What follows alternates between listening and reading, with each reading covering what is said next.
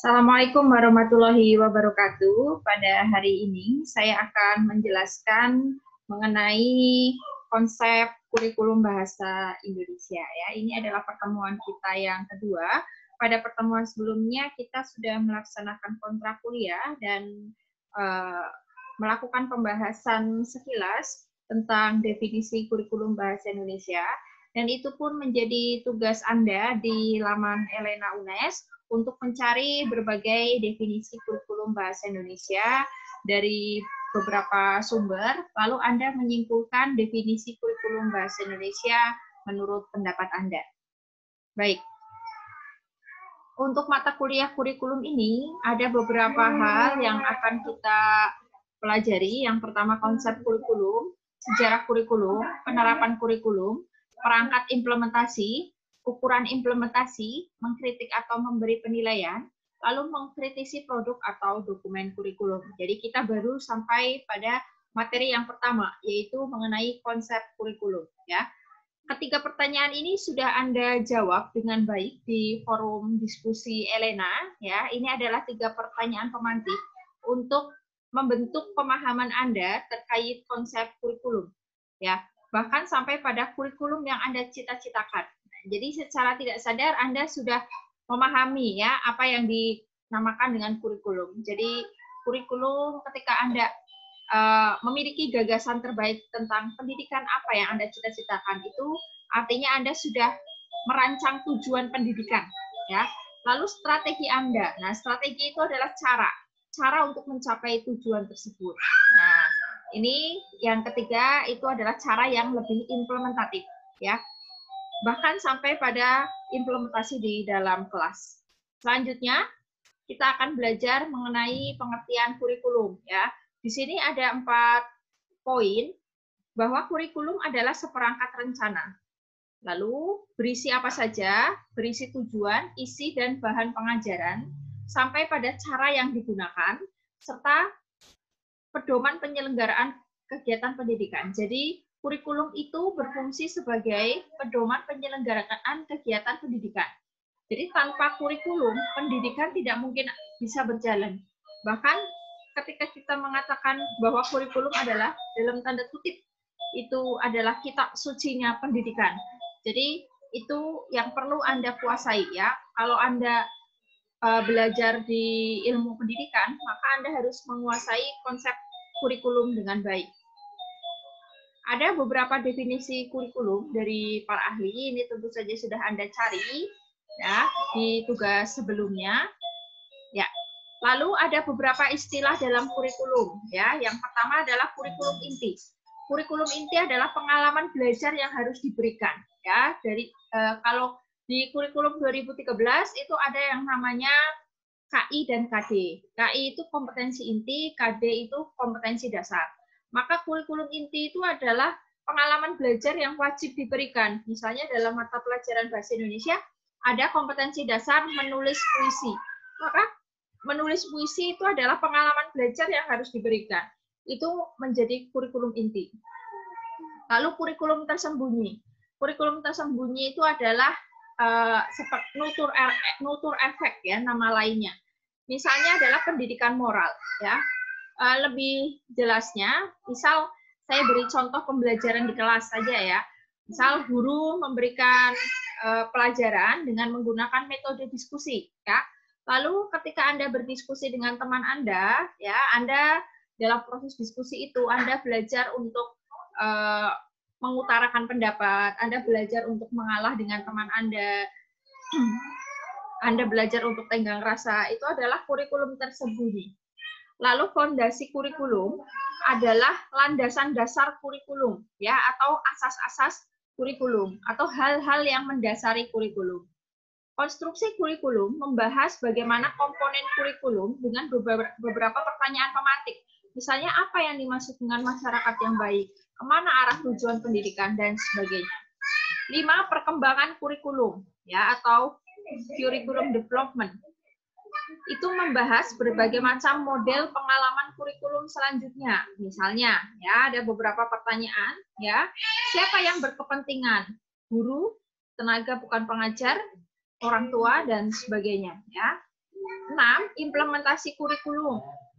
Implementasi kurikulum merupakan seberapa jauh kurikulum dapat dilaksanakan. Lalu pembinaan kurikulum, ya, pembinaan kurikulum itu proses untuk memfungsikan sistem kurikulum, menghasilkan kurikulum, melaksanakan kurikulum sampai menilai keefektifan kurikulum. 8. Penyempurnaan kurikulum, ya. Penyempurnaan kurikulum menekankan pada perubahan apa yang perlu dilakukan, ya. 9. Teori kurikulum adalah konsep kurikulum atas dasar filsafat yang dianut, ya. 10. Sejarah kurikulum itu adalah macam-macam kurikulum yang berlaku di Indonesia. 11. Perencanaan kurikulum adalah langkah-langkah yang akan ditempuh, ya, untuk melaksanakan kurikulum. Evaluasi kurikulum, ya, itu adalah bagaimana cara untuk memonitor kurikulum agar kurikulum itu berjalan dengan baik. Lalu kurikulum muatan lokal adalah variasi kondisi di Indonesia, ya. Jadi di Indonesia terdapat variasi kondisi, maka kurikulum yang bermuatan kearifan lokal itu, ya, dapat ditempuh. Lalu apa sih tujuan kurikulum? Ya, tujuan kurikulum itu bisa dilihat dari 4 aspek, ya. Yang pertama adalah kurikulum humanistik, ya, atau tujuan humanistik, ya, yaitu untuk mengutamakan perkembangan kesadaran pribadi untuk mencapai aktualisasi diri. Jadi lebih pada unsur kemanusiaan. 2. Rekonstruksi sosial, ya, maksudnya untuk menyiapkan peserta didik untuk menghadapi perubahan yang terjadi dalam masyarakat. Ya, bagaimana seorang siswa di masa depan nantinya menghadapi perubahan sosial masyarakat, misalnya saja pada masa-masa pandemi seperti saat ini, ya, yang mana kondisi sosial dan kebudayaan itu sangat berubah. Yang dulu kita melaksanakan pembelajaran di kelas, sekarang kita melaksanakan pembelajaran secara virtual. Itu contoh salah satu kecakapan rekonstruksi sosial, dia harus bisa beradaptasi dengan kondisi sosial kultural dengan baik. 3. Konsepsi kurikulum teknologi adalah bisa mengikuti perkembangan teknologi, ya. 4. Subjek akademik, ya, untuk melatih pola berpikir, ya. Lalu komponen kurikulum, ya, ada tujuan kurikulum, ada isi atau bahan, ada cara, ada penilaian. Ya, tujuan kurikulum itu bisa kita lihat dari 4, ya, ada 4 hal, ya, ada 4 tujuan kurikulum. Tujuan yang pertama adalah tujuan pendidikan nasional yang diatur dalam Undang-Undang Nomor 20 Tahun 2003, ya, seperti yang sudah dijelaskan oleh Pak Bambang pada pertemuan pertama, ya, itu adalah tujuan pendidikan nasional. Yang kedua adalah tujuan institusional atau lembaga. Tujuan institusional itu adalah tujuan yang harus dicapai siswa setelah menyelesaikan sebuah jenjang. Misalnya ketika dia lulus SD, dia bisa apa? Ketika dia lulus SMP, SMA, sampai pada perguruan tinggi. Lalu tujuan mata pelajaran, ya, ini lebih spesifik pada setiap mata pelajaran, baik ada bahasa Indonesia, matematika, IPA, dan sebagainya. 4. Tujuan pembelajaran atau instruksional, ini lebih pada ketercapaian kompetensi, ya, pada setiap mata pelajaran. Baik, selanjutnya yang kedua adalah isi atau bahan. Nah, ini komponen isi atau bahan, yaitu adalah materi yang diberikan kepada siswa untuk mencapai tujuan yang ditetapkan. Jadi dalam kurikulum itu salah satunya ada istilah standar isi. Nah, standar isi merupakan salah satu komponen dalam isi atau bahan yang terdapat di kurikulum. Lalu komponen yang ketiga adalah cara, ya. Cara itu adalah bagaimana, ya, langkah-langkah yang ditempuh, ya, untuk dapat melaksanakan kurikulum agar berjalan dengan baik. Kalau di salah satu istilah yang terdapat dari kurikulum itu ada standar proses, ya. Standar proses. Bagaimana proses itu berlangsung itu ada standarisasinya. Sebuah proses untuk melaksanakan sebuah kurikulum itu, ya. Misalnya dalam kurikulum 2013 ada yang namanya pendekatan saintifik. Ya, pendekatan saintifik itu adalah salah satu cara, ya, salah satu cara untuk mencapai sebuah tujuan dari kurikulum.